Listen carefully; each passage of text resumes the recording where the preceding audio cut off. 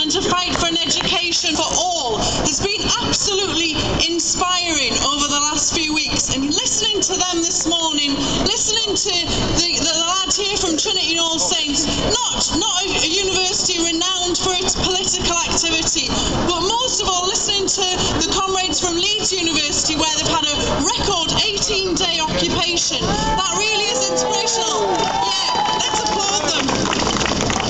It's been really great to see that level of determination. My union, PCS, we represent civil servants, and our jobs are threatened just as the services that we deliver are also threatened, which every community depends on. And that's why we're here today, to stand shoulder to shoulder with other workers and with the students too. I represent job centre workers, and we help to get people back into work, and that saves the economy money. Last year alone, we saved the economy £4 billion by getting people back into work off the dole quicker. But the government intend to cut those jobs. That is economic madness. This government are hiding behind the economy. They're hiding behind the economy as an excuse to make the cuts that really they just want to make on the people they want to make cuts on, and on the services that they don't think are valuable but we need. We won't let them.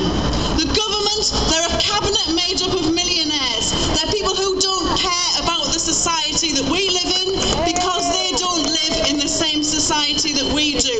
They live in high society. They don't go to our schools, they don't use our hospitals, and now they want to try and make sure that we can't go to university. The cuts aren't about saving money, they're about attacking the state, they're about shrinking it, they're about choices, they're about cutting the services that we provide. When I was a student, which was a while ago now, Margaret Thatcher was in power. She privatised gas, she privatised electricity, she privatised railways. This government is going to privatise things that even Thatcher never dreamed of, starting off with university education. We have to stop these cuts, because if we don't, we're going to wake up and we're going to be living in a society that's very different from the one that we want to live in. One where education, one where healthcare, and one where decent housing are completely out of the reach of normal people. On Thursday, thousands of students protested in Parliament Square, forcing the politicians to listen.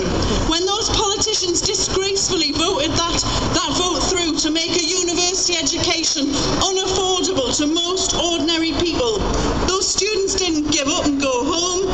Instead, they took their protests to the doorsteps of those who can afford to pay but who are not, and they protested outside of Topshop in Regent Street.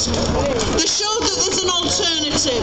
£120 billion of unpaid tax. If we stop hiring the super rich as advisors on how to make cuts and start advising them to pay the taxes that are due instead. You know, nobody, just absolutely nobody, likes a tax dodger. Even this week, the Daily Mail have come out with a campaign to stop the tax dodgers. We really can be united in this campaign. And that vote in Parliament, it's not the end, it's just the beginning. When the last Tory government voted through the poll tax, we didn't give up and go home then. Instead, we fought that tax, we won that battle, and we got rid of the Tories too.